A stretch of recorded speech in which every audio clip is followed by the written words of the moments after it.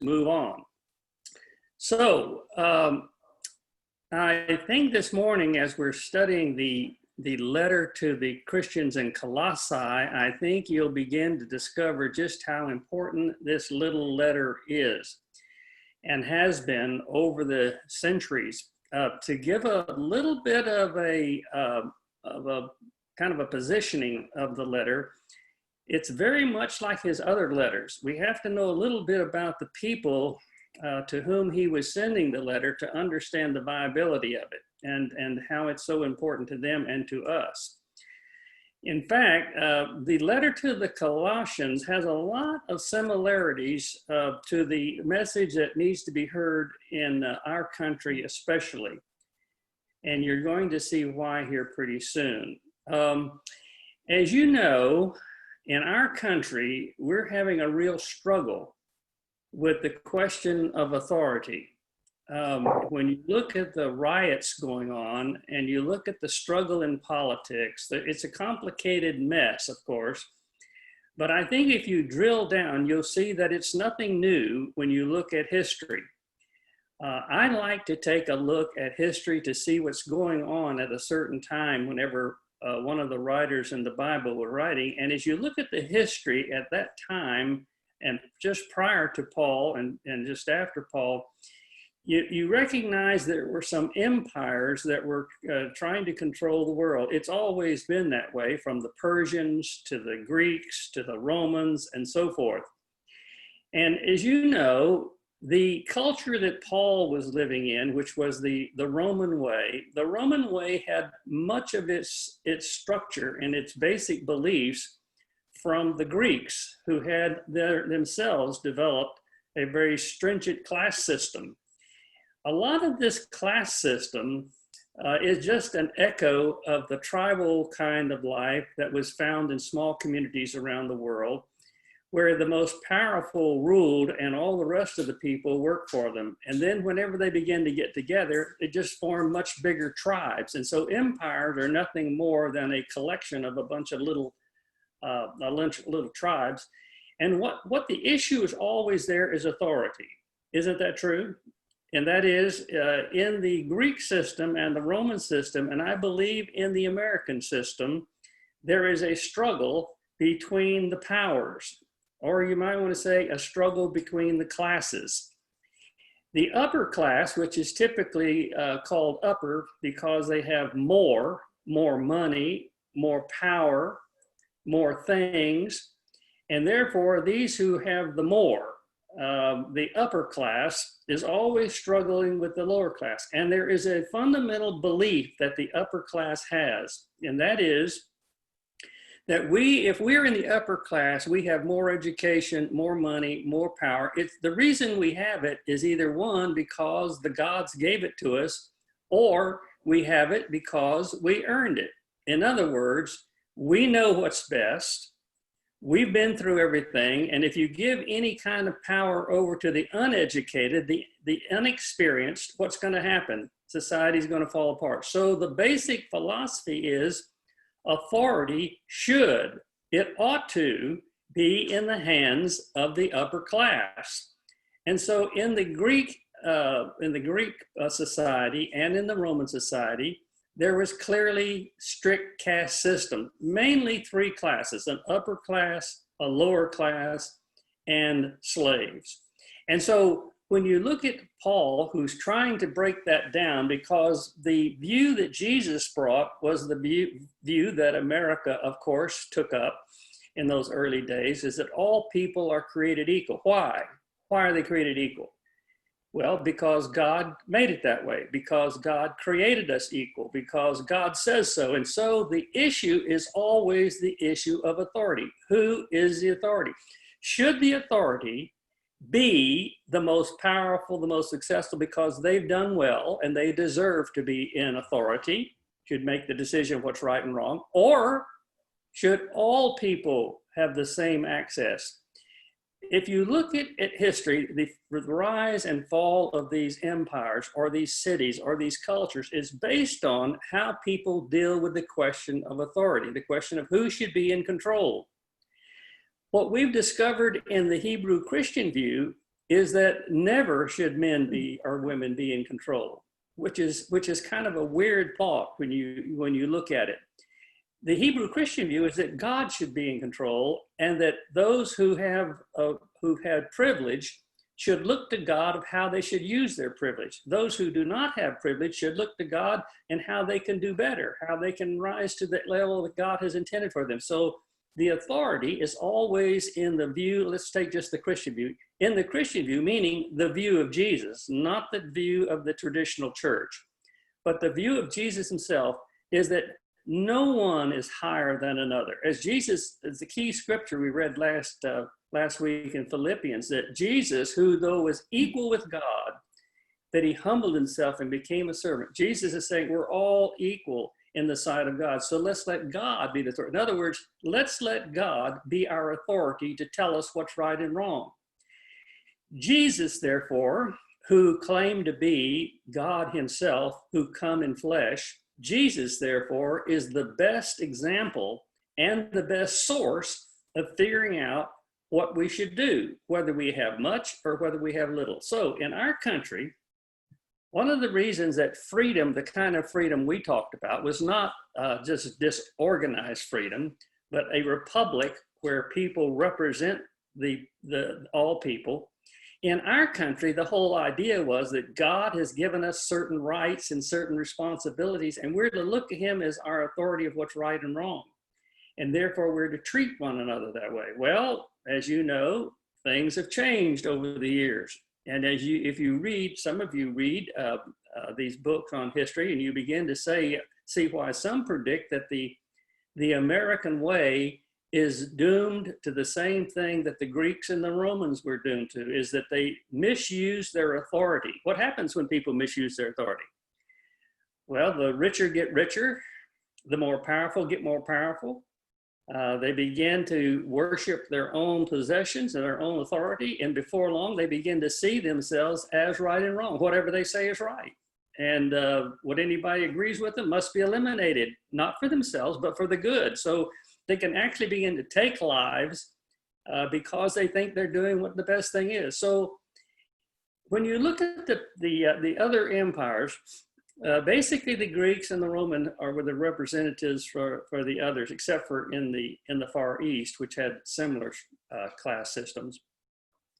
There were four basic questions that were asked as to how you decide what a thing is right or wrong. What is your authority?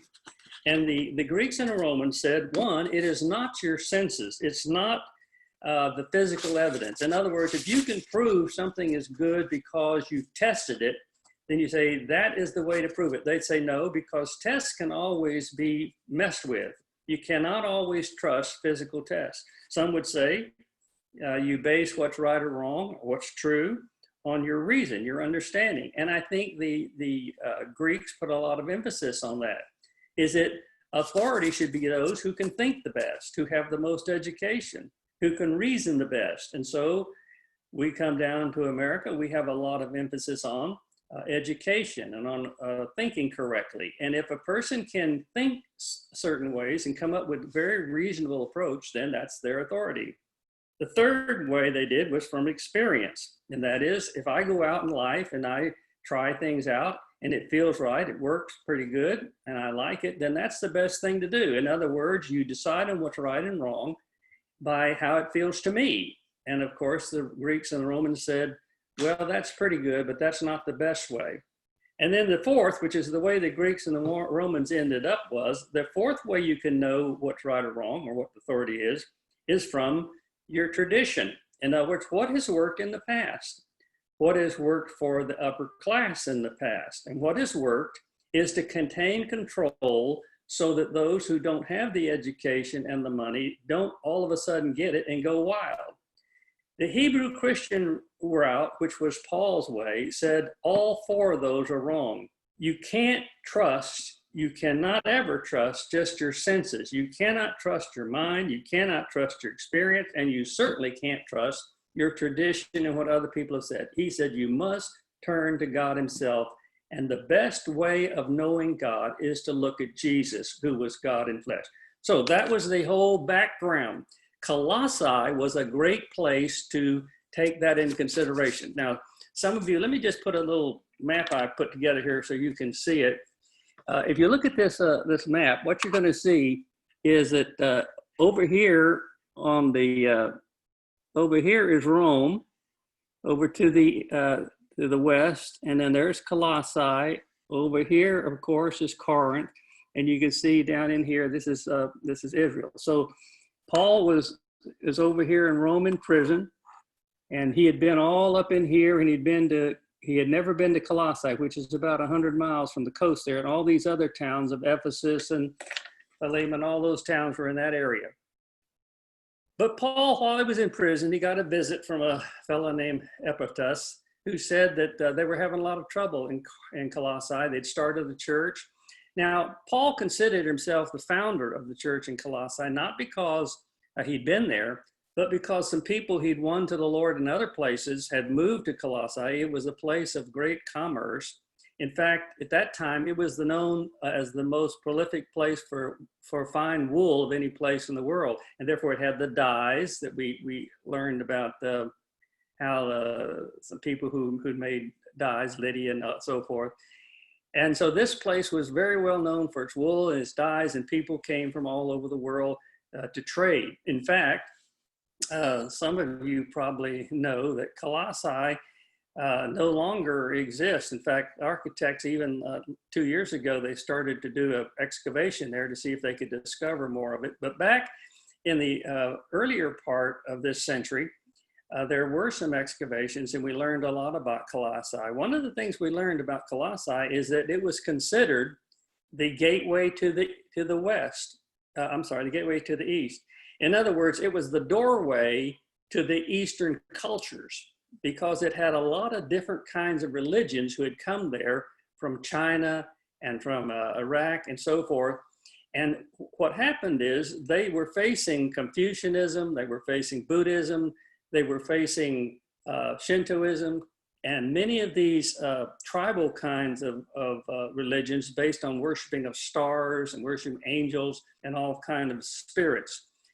So what happened whenever the Christians were trying to keep organized and spread the word there in Colossae, they were faced with people saying, no, this Jesus is not who he says he is. He's just another man. We've had lots of people who try to make themselves out to be that way. Or maybe he didn't do it. Maybe his followers tried to make him that way. And so they began to question whether Jesus really was God or just a really good man. Very similar whenever the many different cultures came to America and the many different religions came to America. We didn't used to see anybody talking about all these different kinds of religions or questioning who Jesus was. I mean, as a boy, I don't think I ever met in my school, which had 1,000 students on our almost 1,000 students in our graduating class. I don't think I ever met a person who was part of an Eastern religion. And yet today, it's very common in our culture. If you look on the internet, for instance, and ask about religion, 90% of what you're going to find is going to be about Eastern religions. So it's not uncommon that whenever you begin to have the world become a village, that people begin to say, is this Jesus really as important as he says he was? Is Jesus really God, or is he just another good God? And looking for the truth, you have to decide where your source is, lest what happens is what happens with every culture. You become very much a class system, and you revert back to the Greek and Roman way of upper class, lower class, and slaves, which is one of the things I think that's going on right now in America, in all the rioting. And I always said, if you get beneath it, it has to do with our struggle with authority. Paul, therefore, wrote the Colossians this letter, and he tried to explain the importance of understanding that Jesus was for sure not only just a great teacher, but he was actually God himself. Paul's emphasis was Jesus was the long-awaited Messiah. He gives a lot of emphasis on the fact that for thousands of years it was prophesied that one would come like this, and Jesus fulfilled every one of those prophecies. That he was the incarnate creator God, that he agreed with John that in the beginning Jesus was there. Everything that's been created, Jesus was in on the creation. He talked about Jesus being part of the birth process of a virgin, meaning it was God who was born, not just a man. He didn't later become a spiritual person. He was God himself. He talks about him being the visible image of the invisible God. In other words, God was there. You could not see his spiritual body. You could see his physical body, which Paul came very close to being able to say about that when he met Jesus on the road to Damascus. He talks about being the resurrected Redeemer and the fulfillment. And he talks about him being his personal indwelling Savior and his living Spirit. And he calls Jesus, he equates himself as the coming of the Holy Spirit when he says the Spirit of Jesus who dwells in us. Paul saw Jesus as God in flesh, resurrected, become God in spirit. And this is a very difficult thing because the rest of the world cannot see that. And in our country, it's becoming more and more. Did you know the increase, if you look at the last study of what Americans believe, you find that now almost 50% of Americans, when doing a random sample, almost 50% now say that Jesus was not God. Jesus was a good man and a good example. And there's a higher percentage when you look at the millennials and you look at the younger generation that's coming up. What's happening? What is it that Paul is saying to us? How can you know? When you're asked the question of how do you know that Jesus was God and what difference does it make? What can you say? That's the issue that we're really facing in the letter of Colossians. And I want to speak directly to what I think Paul does in a summary way in this little letter of Colossians, we call it. Parenthetically, let me mention, those of you who like to look into things like this, I would recommend a book by David Limbaugh. Some of you know that he is a New York Times best-selling author. He's a lawyer who wrote the Emmaus Code. The Emmaus Code is a well-written New York Times bestseller that tells about how Jesus was a fulfillment of the Old Testament, and it gives detailed explanations and illustrations. And the Emmaus Code is quite an amazing book and a highly sold book. He went on to write his second book called Jesus on Trial, and then The True Jesus. I think The True Jesus is probably one of his most popular books. It's on how Jesus was not just a good teacher, but how he uses the Gospels to say that, you know, one thing to look at the letters, but if you look at the Gospel, you see that Jesus says he was God, and he points out that he and the Father are one and the same. They're not two. And this book became quite popular because David was originally a skeptic and an unbeliever and thought Jesus, as he looked at the church, that Jesus was just a very popular figure because he made a lot of people rich. But he went on to say after he met Jesus in a personal way, he changed his mind and he wrote this book, The True Jesus, which I think is worthy of your reading. In fact, there's still a lot of interest on this question because I think a lot of educated people in theology and history are beginning to see that this is not a new question. It's an old question of how can we be sure Jesus is who he said he was? How important is it that we find who Jesus, who he said he was? As you know, C.S. Lewis in Mere Christianity says, there's no compromise. Jesus, if you look at the Bible, and especially if you look at the Gospels, Jesus was either lying, he was either a liar, or he was just crazy, he was a lunatic, or he was in fact God. There's no middle ground. And Lewis goes on to explain that. And I think that's the reason that we faced it. Do you know why we have an Apostles' Creed? You know why we had the Nicene Creed? Those creeds written around 350 AD. It's because people began to question whether Jesus truly was what he said. Did he really do all he said? And there are lots of, as you know, a lot of books, a lot of preachers who come out to say, well, no, that's just what people said he was. They exaggerated and so forth.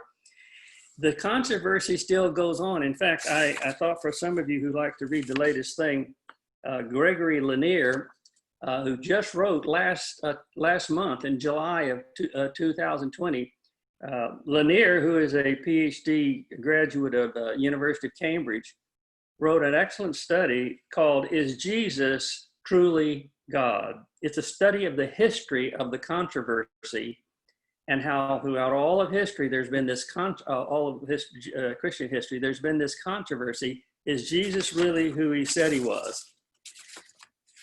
You see, I gave you that little background, maybe a little too much, background on the question of authority, because that's the issue. If Jesus was not everything he said, if Jesus didn't do everything he said, can you really trust him?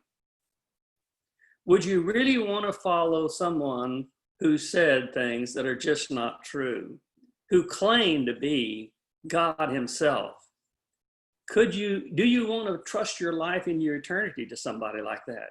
So how can you be sure? As you look at Colossians, I won't go through the entire book, but I call it Paul's declaration of authenticity. Basically, Paul is saying Jesus is the most authentic religious leader of all times. He is exactly who he said he was. And he says there's some reasons why. Now, what we usually do in apologetics is we look at the evidence. And I think it's fine to look at the evidence. When I look at the evidence and other people have looked at it, the first thing you say is that how can it be that he fulfilled all those many prophecies if he were not? So thousands of years of prophecies being fulfilled says, Jesus must be the great Messiah.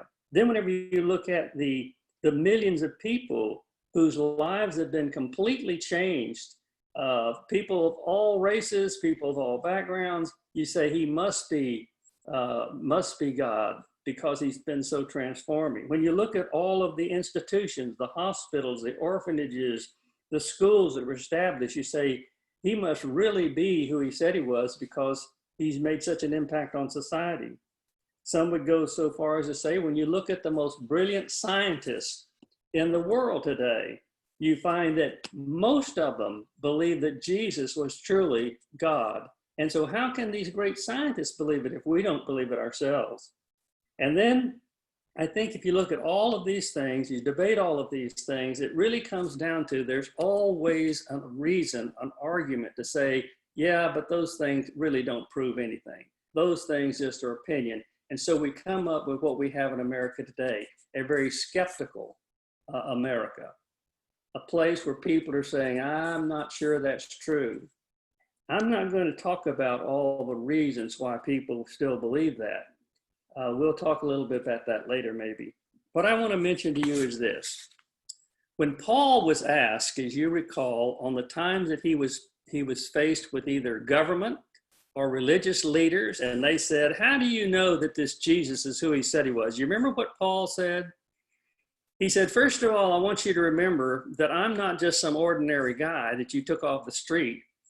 He said, I am more educated in law, the Roman law, as a Roman citizen and as a trained Roman lawyer. I also know more about the Jewish law than any of you. I taught in the seminary. He had 5 languages. This was no uneducated man. He said, you're asking me why I believe in Jesus? He said, all the evidence I have point to him being God's son. He said, but that's not the reason. That's not the reason. He said, I want you to remember another thing.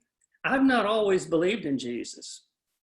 If you remember, he would always say, I didn't always believe in Jesus. I used to be a skeptic. I used to think he was just some fraud. In fact, I went so far as to take the job of going out and rounding up Christians, throwing them in prison, because I believed they were crazy and they were hurting our government. So Paul says, you got to remember, you're not talking to somebody who's gullible. You're talking to somebody who has given my whole life. I'm willing to die for this Jesus. And you want to know why?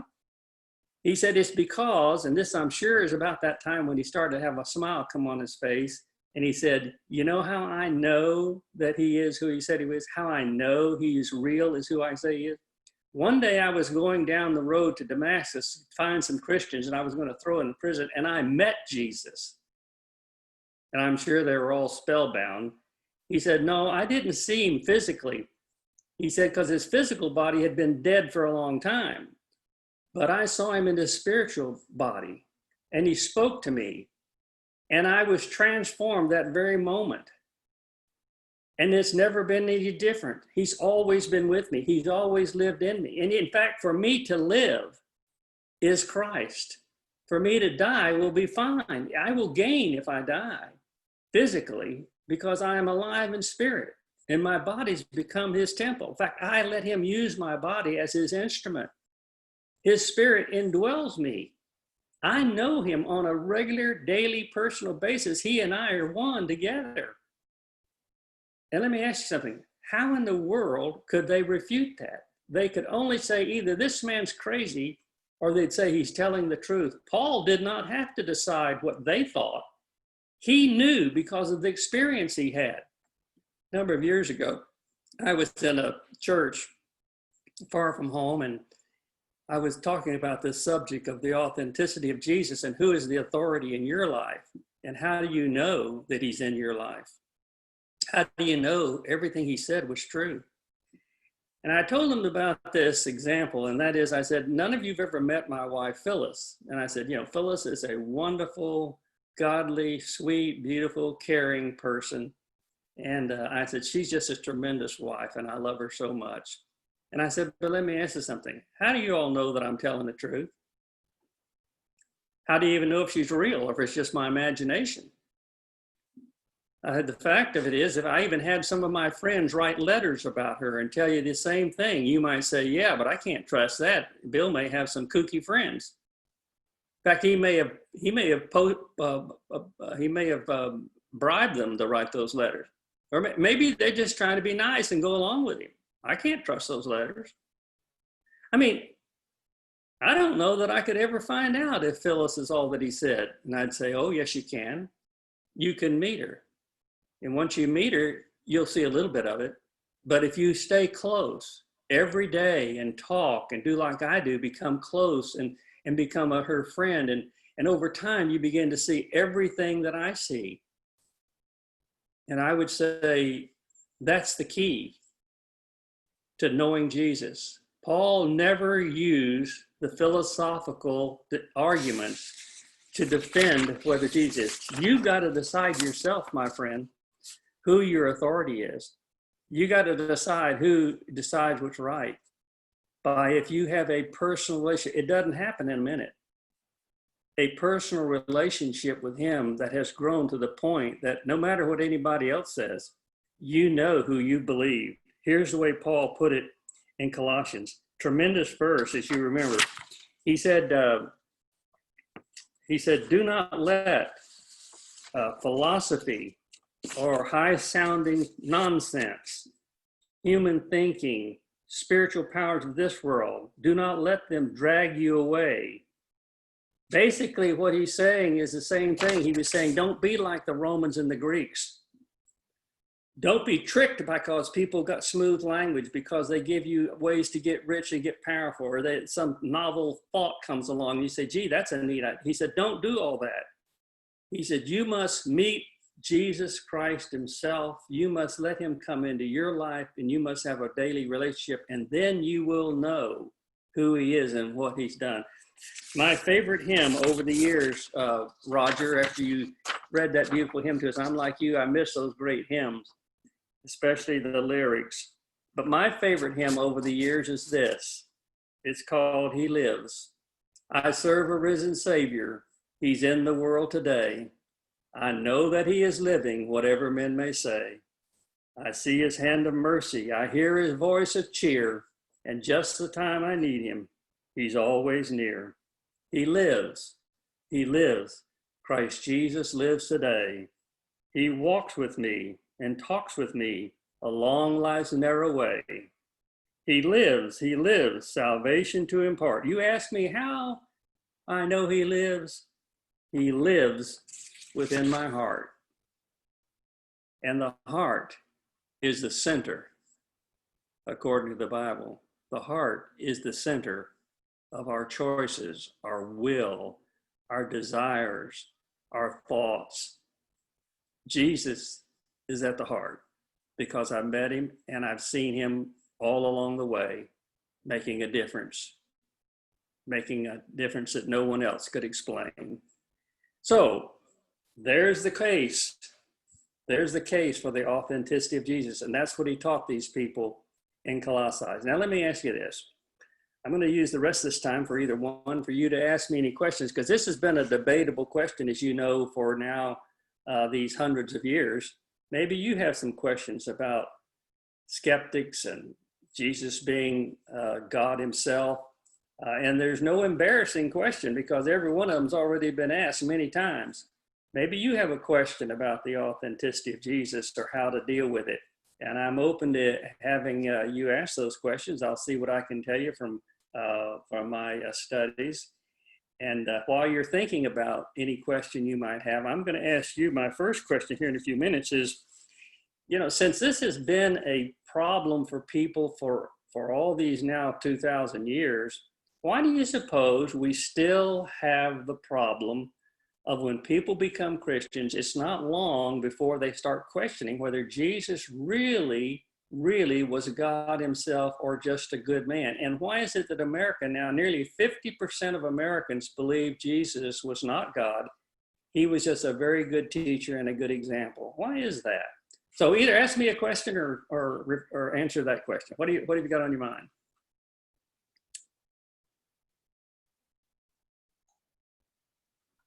I think you may have to hit your unmute button if you want to talk. Bill, Yes. It's real easy to accept that God or Jesus was like us, but it's real hard to make that step sometimes to accept that, no, he isn't. He is God. Yes. And he knows much more than we do. So I think that's partly it. We have a tendency to think that he's equal with us, but he's not. He's much more than we are. Why do you think why do we think that way about Jesus?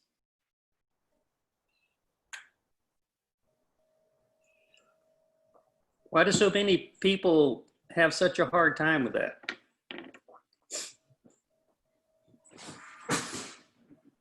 I think Maybe because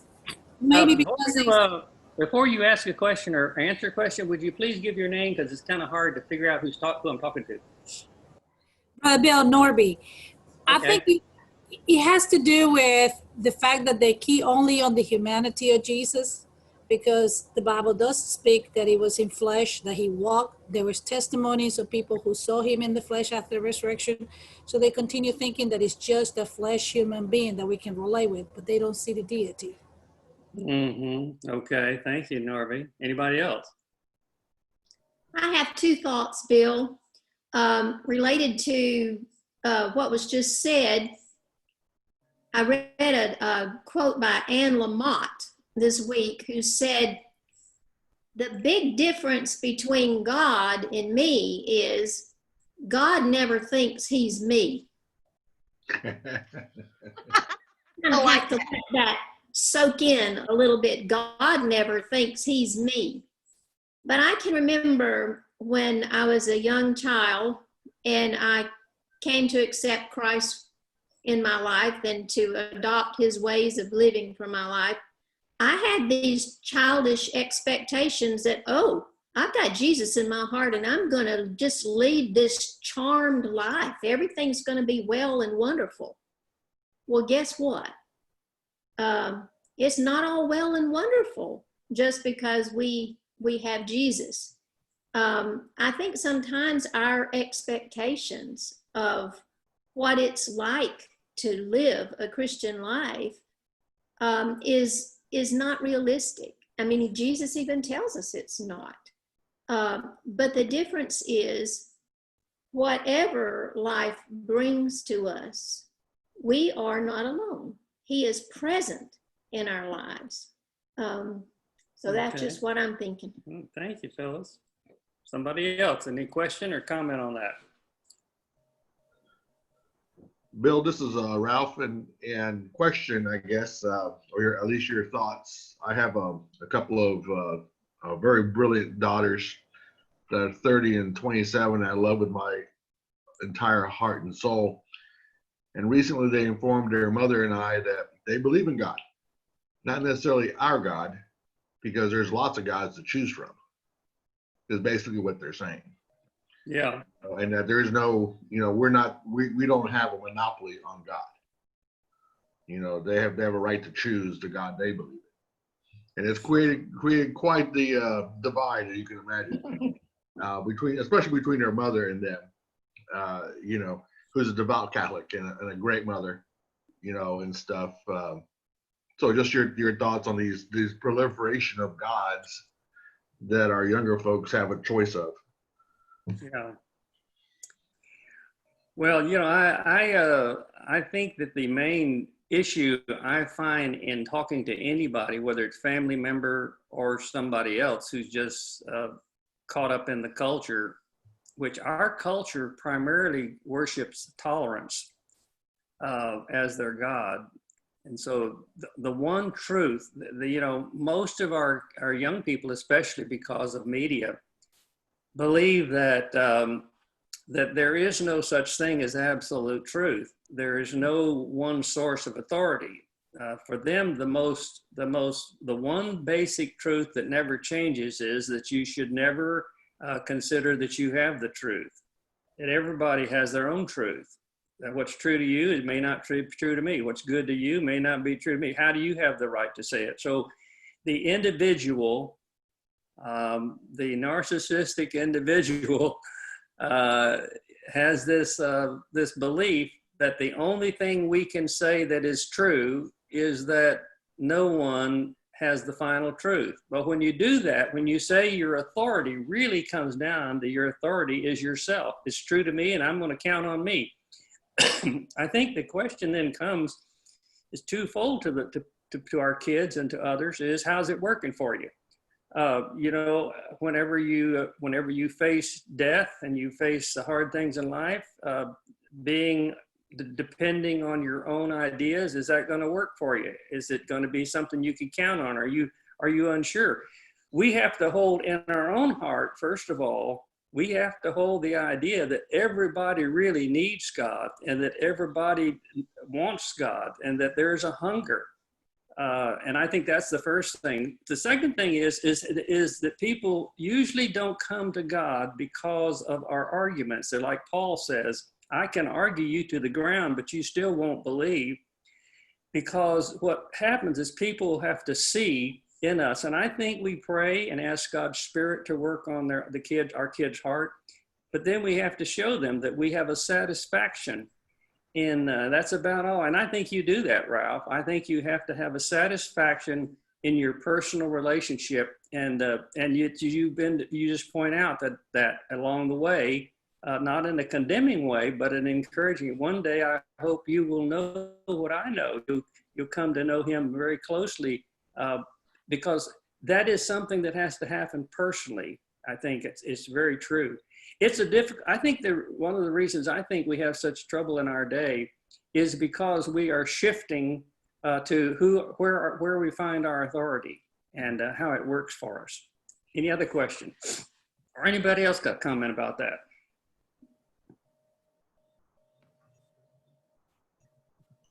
Hey, Bill, this is Les. I thought about your question a lot and got to thinking, I thought people, I think, have a tendency to believe when they feel they have a need that they can't resolve. Mm-hmm. So like if I said, I have a cure for the coronavirus, I have a vaccine, there'd be a lot of people who would believe me just because they want it so bad. But I think in our world, so many people don't see the need or the hole in their life that they need Jesus to fill. They feel that they can do it themselves. And so many people, until they realize, they get to the point where they go, I can't fill it myself. What are my options? Then those people are so open to believing in Jesus. That's good. I was going to recommend to those of you who like to read a little deeper. There's a fellow that some of you may have heard his name named John Mackay. He wrote a very popular book back 50 years ago named Preface to Christian Theology. And Mackay has this famous illustration that he says that we who are looking for God are kind of like in Italy. He said the balconers. He said that, for instance, when tourists come to Italy, he said the people who live on the streets sit up in their balcony apartments and look down at all the tourists and all the travelers, and they wonder why they're there and where they're going and and people will holler up to them, how do you get to so-and-so? And they'll tell them. He said, so they're what he said are balconers. They're looking at life from other people are out there struggling, trying to figure out the way. He said, then there are the travelers. The travelers are down there on the streets and trying to find their way, putting up with all the problems of the day. He said, and that's the way it is with theology. That's the way it is in trying to figure out who Jesus is. They're the balconers and the travelers. And the balconers, they don't really have any interest in the problems along the way. They have only interest in just kind of observing and giving their theories. I can just hear one turning to their friend and saying, hey, you know, I bet these people, I bet if they would do so-and-so, I bet some of them come, they just are always about analyzing. Have you noticed that some people, when they're talking about Jesus, their whole interest in life is to analyze, to psychologize, to figure out why things are the way they are. Whereas the traveler is not really that interested in theories. The traveler is more interested in how can I make it? How can I survive? How can I get where I'm going? And I know that's a rough illustration with a lot of holes in it, but I think the point is very true, Les, and that is when we're really hurting and we really need to find truth, we start saying, I am not interested in all this analysis. I want to really meet God. And whenever you seek God, you will find him, the Bible says.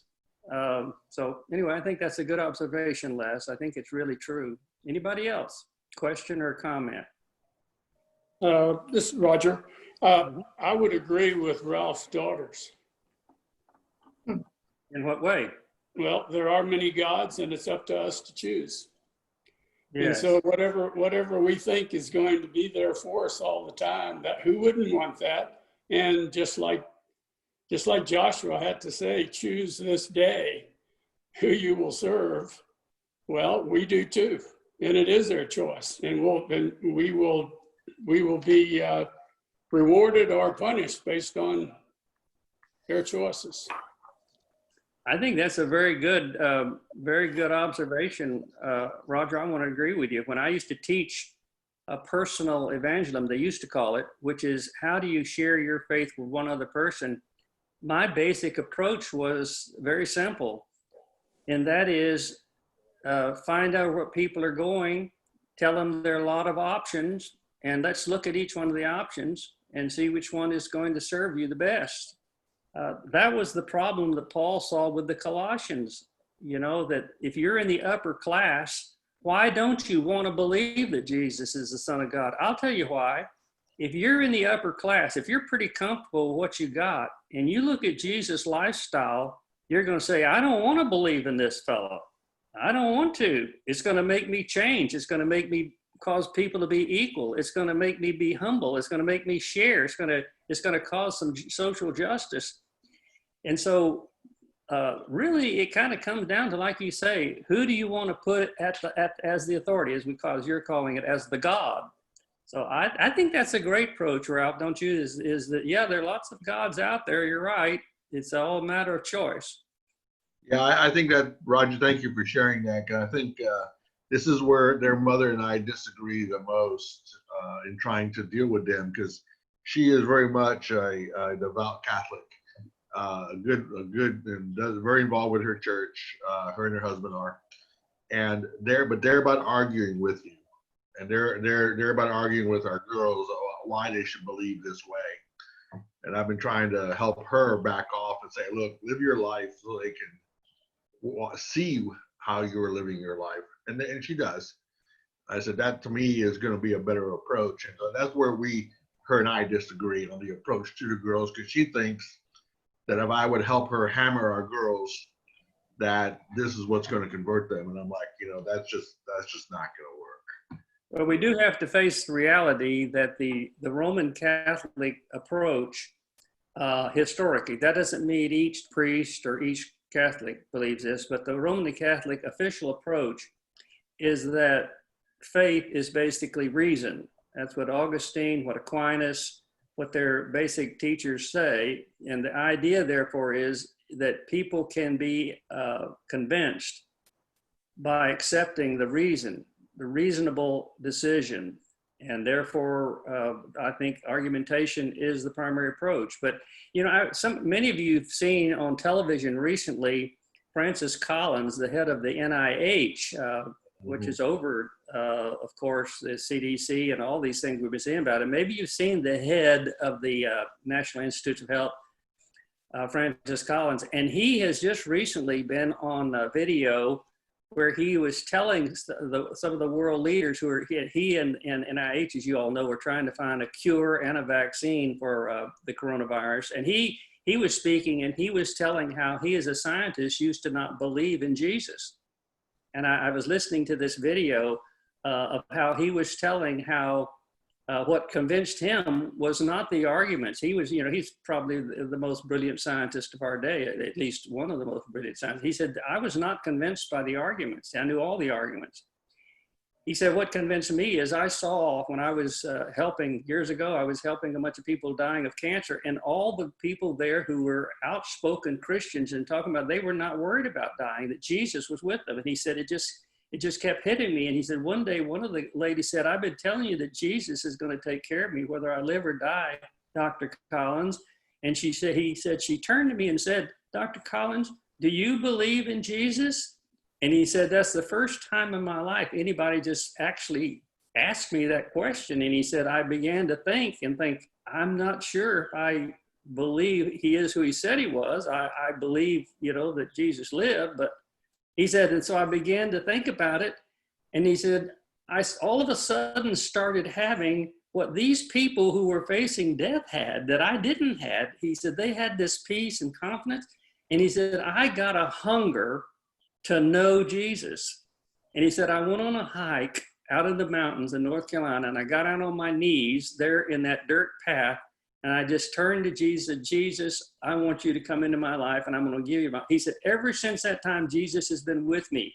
He had a road to Damascus experience. I think it's the same thing that Wesley had and many others have had. And I think the point being that argumentation, I think, Ralph, you're right on the right road. Maintaining relationship is the best way to let the Spirit of God work. Because here, I used to be on the debate team, remember. Debate is confrontational. Debate is anti-relationship. I didn't want a relationship with those people that I was debating. I wanted to win. When you debate somebody, they know you're out to win. They know you're not out to build a relationship. If you build a relationship, you're not trying to win, you're trying to relate. I used to have this saying, relationship equals reality.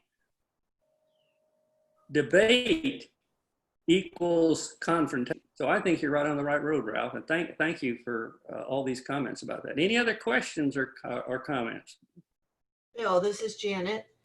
Uh-huh. When I'm thinking about how people, young people, are not turning to God or turning to Jesus, I think there's a lot of animosity and confusion in between what Jesus is, what God is, and what the church is.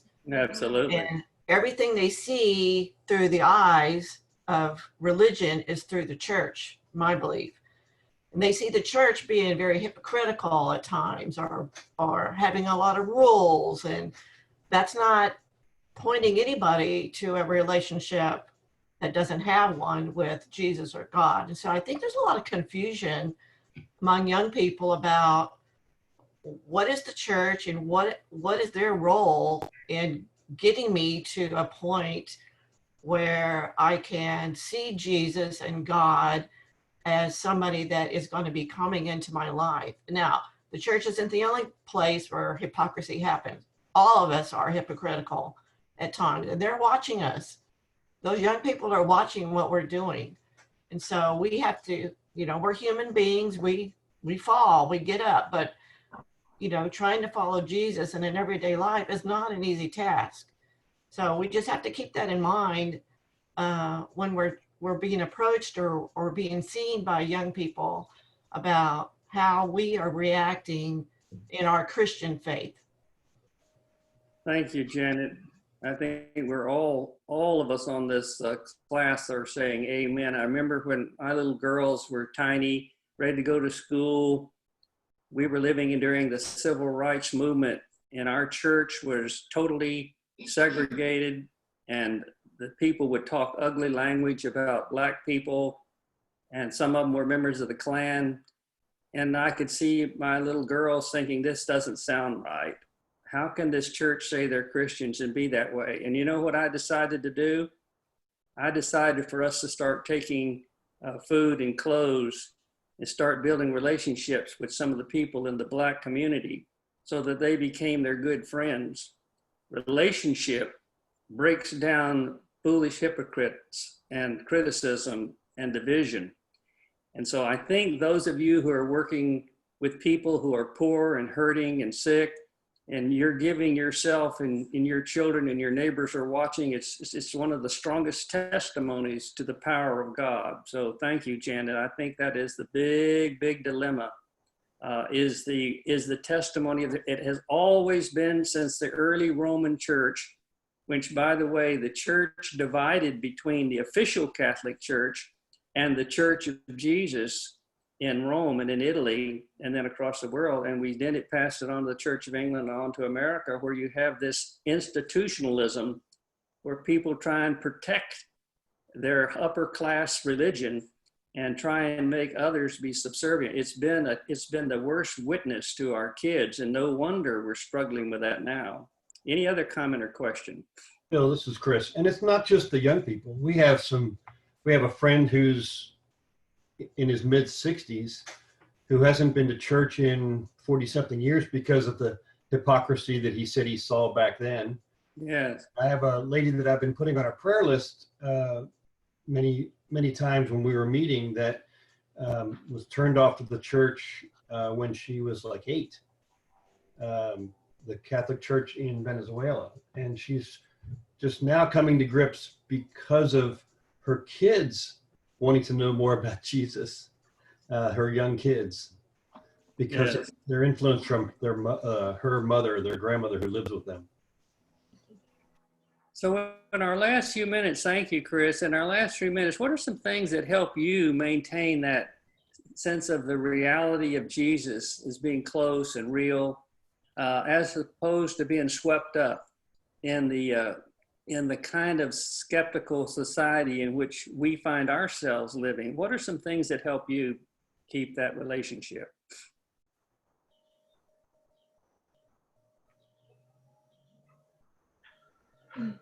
You know, Bill, for this, Ralph, for me, real quick, it's things like this. It's Sunday school class. It's a men's group I'm a part of on Monday nights and Thursday morning. It's having a wife who is very into scripture and daily study. It's just, I have to just, you know, stay surrounded. And when we weren't meeting as a class or so, just part of you is missing. It seems like, you know, and although this is not in person, it's better than not meeting. But for me personally, I have to be, I know now for the rest of my life. And there was a gentleman in my Monday night class years ago when I turned 50, and that was 9 years ago. He was turning 90, 89 or 90. And I asked him, a very smart guy, I said, you know, gosh, by now I thought you would have had this figured out. You know, and he's like, Ralph, this is the rest of your life journey. And I had never really thought about it that way at that point. I was young in my walk, fresh in my walk, and realized now that this has to be a part of my life. Something like this has to be a part of my life forever. Okay, thank you, Ralph. Anybody else? What are some things that help you stay close to God in the sense of his realness instead of just sort of an idea or a philosophy? Bill, it's Carol. Actually, that's exactly what I was going to say that Ralph did. But, you know, when our children were young, we taught them to surround themselves with friends that had the same ideals that we did. And even as adults, we need to do the same thing. We surround ourselves with friends that have the same belief systems and ideals that we want to have. And just, you know, being around these groups of people that we have at our church, even though we can't go. These Zoom meetings are amazing. And I think that's what we all need right now. Anybody else?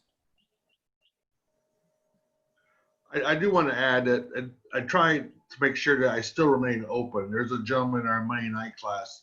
His deal is to go into biker gangs. And his thinking is, don't go where somebody is just going to think exactly like you do. Go somewhere else where you can be a light into a dark place. And he's always telling us about conversions. And that's his calling. His calling is to go to places where people don't believe and search them out. I don't know that that's my calling, but I think it does remind me to stay open to ideas that other people are going to have. Thank So. A book that I meant to mention early on, J.I. Packard, some of you know, one of the great writers of our generation, who wrote that famous book, Knowing God Now, in most of the major languages of the world and millions of copies, Knowing God. And his whole emphasis in that classic, called a contemporary classic, Packard's basic idea is for Jews and Christians who have over the years been a part of the family of God and who've known him through their suffering. There's something about the power, there's a connection between true knowing, not intellectual knowing, but true relationship, true knowing and suffering, and participating in other people's pain. I think that's what's happening. We're seeing across America, as many of those in the medical field out there on the front lines, there's a greater emphasis on prayer. I know as part of my Twitter work, tremendous movement of people organizing for prayer, just like Max Lucado's trying to do here in San Antonio. Something happens when we participate like Jesus did in the pains of others, that it pricks our sensitivities. I think that's very critical. Anybody else have a comment?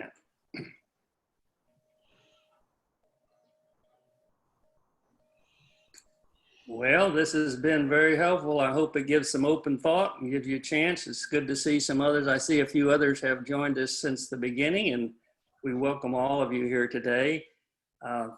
Thank you for participating. I'm trying to see, I can't see who all of it is. There's a lot of folks out there, but welcome to all of you. Hope you'll take a chance to read through the little letter of Colossians. Especially you might want to read one of the most contemporary versions, like the Message or the New Living Translation. That might give you a little more insight into the kind of things I was talking about, the class system and the debates about who Jesus was and what he said. But I'll see you next time, and thank you for joining us. Have a good day and a good week. God bless. Thanks, Bill. Thank you, Bill. Thank you.